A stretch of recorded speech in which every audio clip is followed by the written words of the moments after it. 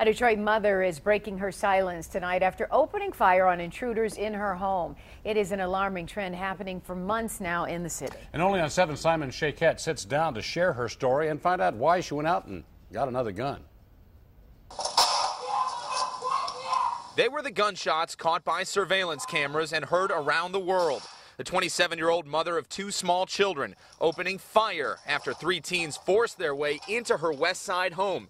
It was a cold February night Lamira Mitchell will never forget. Take us back to that night when those boys came into your home. What was going through your mind?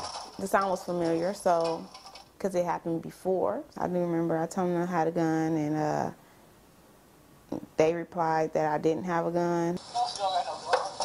Her warning was ignored, but several shots from her rifle got their attention. The teens took off outside, one of them dropping what we now know to be a fake handgun. Everything went so fast that, I wasn't panicking at the time. I just panicked afterwards. Since that terrible night, there have been numerous other instances of Detroiters defending their homes with guns.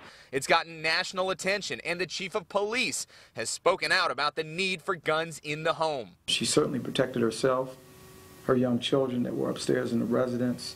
She did nothing at all wrong. Lamira's husband has also had a lot of time to reflect. Not a day goes by he doesn't think about what could have happened and the cost of this experience for his whole family. My daughter is scared to go downstairs, at times, and that kind of bothers me, I want my family to feel safe as possible at all times in their own home. I could be sitting here a widow, a young widow with no family at all. Do you hope that people who own a home in the city take something away from what's happened here and what's happened with you?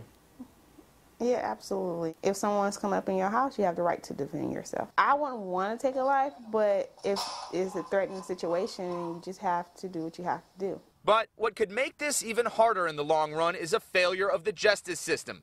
This week, the Mitchells got some disturbing news. I found out they only get 6 months, so, I wish that they could get at least 2 years in juvenile, at least. Harsher sentences may make them think twice before they walk into somebody's house. While the break-ins show no signs of stopping for now, we do know word is spreading about more and more Detroiters arming themselves at home. And that's okay with Lamira and Ty, especially if that's what it takes to send a message. Other people that went through the same situation, I think they did good by trying to defend themselves as well. Stop breaking into people's houses, go out here and do something productive. There's plenty of other things out here to get into, get a job. We don't want to end up dead because somebody want to break in your house, and steal what you got, what you work hard for. In Detroit, Simon Shakette, 7 Action News. Wow, it's a frightening trend, but a lot of people feel they have to do it. You can see both sides of that story, why you shouldn't and why you should. Absolutely. So we'll keep a keen eye on what's happening here. It certainly is, seems to be a trend these days.